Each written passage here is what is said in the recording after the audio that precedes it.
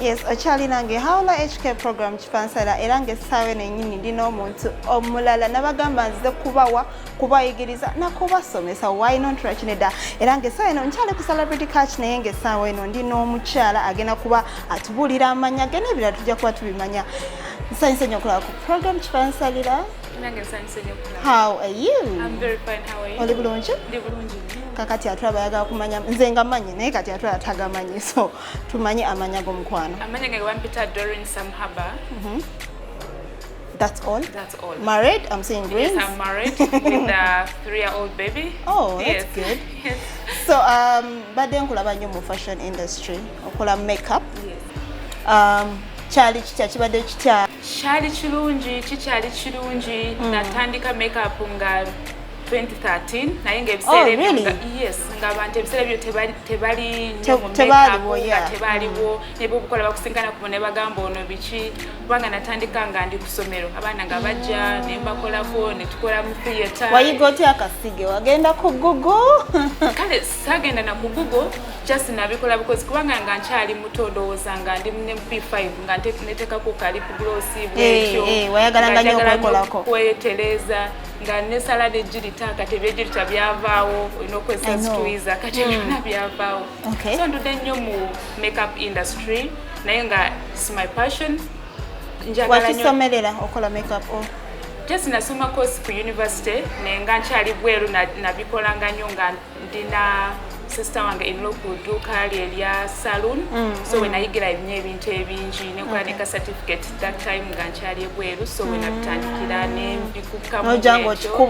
kikuba mpaka kati kati we nakomawo ng'osanga eno abakyala tebayefaako kati we natandikira okukolera makeup classes nga njigiriza abawala abalala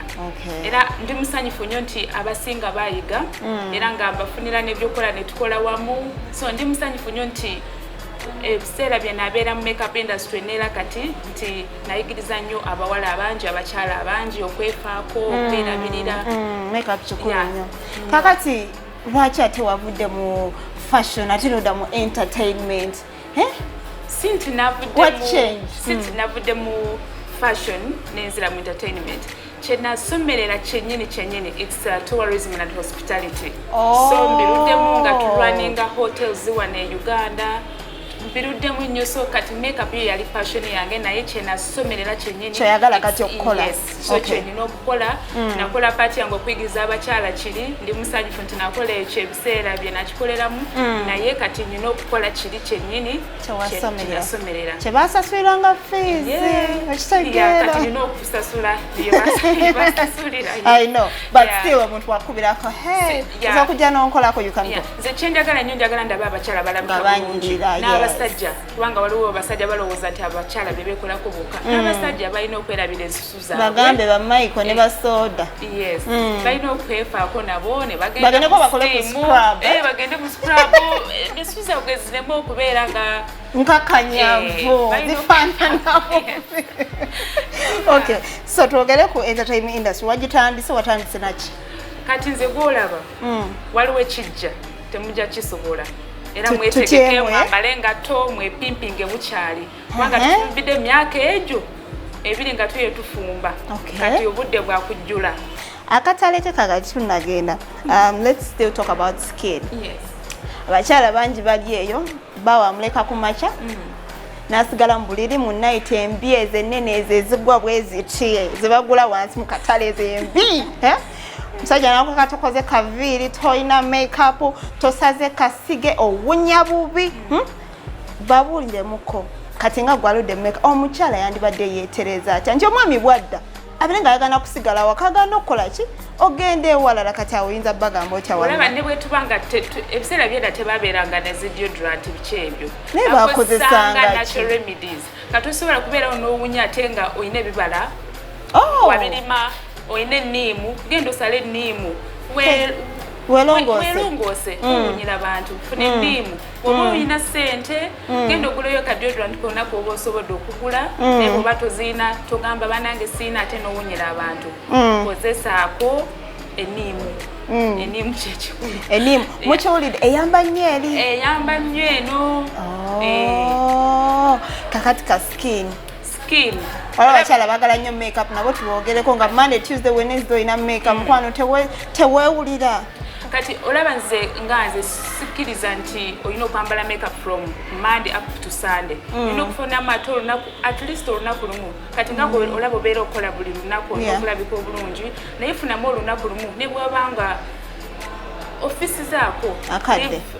kireke tokola makeup olunaku olwo weesiigeko bulungi vaseline wo obe kanacho super skin yesoke breathing emuko oba olina obudde funa ekigaji kyo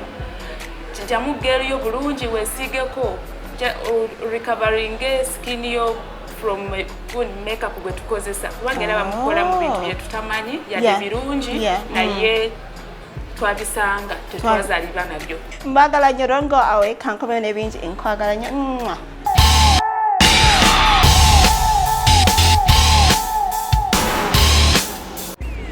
okola kyamanyi nnyo okubeera ng'olinange Hawla HK era nga nabagamba nti ngenda kubamba wabo beauty tips, fashion tips, healthy tips beera nga butuyamba okubeera nga tuyiga era nga tuyamba emibiri gyaffe gino okubeera nga gikyukakyuka mu ngeri ennungi era nga olwaleero ku fashional beauty tips mbaleetedde abantu abagaaya ennyo bannange ogenda okugaaya tonnalya yadde akantu muganda wange ogaaya ki obadde okimanyi nti osoofuna ulcers ozimanyi nti mbi nnyo abaziina babonaabona kakati gwe mukwano gwange atannazifuna ng'oli muntu wakugaaya pikke n'obanga agaaya emmere kyamisana kyaggulu oli kapikke kamu kaweddemu ne swiiti naye okyakagaaya muganda wange weereetera obuzibu mbuuza lwaki era lwaki kakati muganda wange buli woogaaya pikke ono naddala nga tonnalya bw'oteeka pikke ono mu lubuto enzymes mu lubuto zitandika okusanyuka batuleetedde emmere tugenda kulya naye ng'ate tolina kiki ky'oteeka munda wabula kano ka swiiti kabeerako ne kaggwako naye n'osigala ng'ogaaya buli bw'ogaaya nnyo obadde okimanyi nti ogenda funa ulcers mbi nnyo kakati wiiki ejja nja kubamba waako ku kintu kye bayita ulcers olyawo ogamba oba ulcers ayogera biki abaziina bakimanyi kyekitegeeza ulcers ziruma fe abaziina tuzitegeera lwa bizibu byansi eno naye nga next week ngenda kubamba leetera ekintu ulcers nato tukisomeko tufuneyo omukugu atubule ulcers zino ddala kibi nnyo naye woobanga obadde ogaaya nnyo muganda wange si kirungi ekyokugaaya ogenda funa ulcers ezobwera ate ogende mu ddwaliro ate zikulume ate obonebwe waliwo aleeyaga hawulawula weekoza weeyogeza kijja kukuluma kikudugude naye nze weni nkyakuweereza tojja kuyiga yes so enjoy this video oyigemu obuntu obulala tovaawo kubanga Hawla HK wendi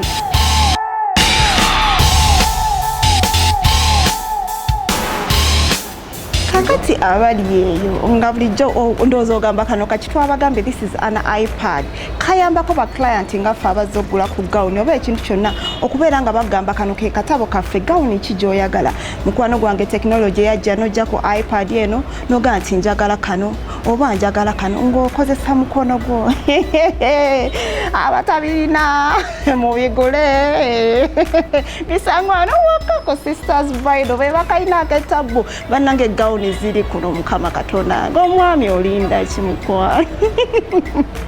naye nga yes olwaliro ku fashion police ndese abaana bawala babiri tulinako omugole waffe Rema Namakula nkatsamiddeko baby girl mwina Rema nina ne Vinka bonna bayambadde neon green era kakala kano ke kaliko naye nga mbambabuuza ani gwe mulaba eyasinze okukola ki okunyuma nze sijja kuwa jjaju yange naye kakati mwe nabagamba nti genda ku Facebook Hawla HK obeere ng'oŋŋamba Hawla ono eyasinze era bwe nagenze mukwano gwange bantu bangi bawaanye naye nga bawaanyaani mulimu Minlu yagambye honestly Vinka ye yasinze okunyuma ne mbeeramu Nambiru Hadija nagamba this time Rema yakikubye ne mbeeramu Marjorie Mpanga nagamba it is Vinka atuhaire nagamba nti Rema earrings necklace no space nga yayitiridde James Jacobs nagamba nti no Rema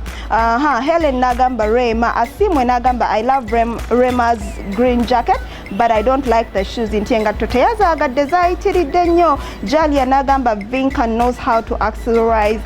Maggie nagamba nti Rema nailed it Mulondo nagamba Vinka nailed it Chaze Amina nagamba both nailed it Promise nagamba Rema Nadamba nagamba no one Jespa nagamba neither nti tewali yamunyumidde Birungi nagamba Vinka ne kubeerako na Holic nagamba Vinka muli bangi nnyo era mukole kyamaanyi wembamba mbatereddeyo akantu mudduka mbere nga mukola ki nga mukalayikinga era mbeera obufaananyi buno tubusharinga ne mukwano gwange gwa Who It Better UG yampa ku bufaananyi nga hawula eteekayo tusobola okulaba nga abantu bakola ki bayiga. Nina bangi nnyo naye nze nga we nabagambye nkyabawadde chance nga mwabalawo okubeera nga mwe ba judges nze nja kuba ntandika ogwange kuba we nnaagutandika nga tetunnasiibula katusooke tulabe ekifaananyi ky'olunaku.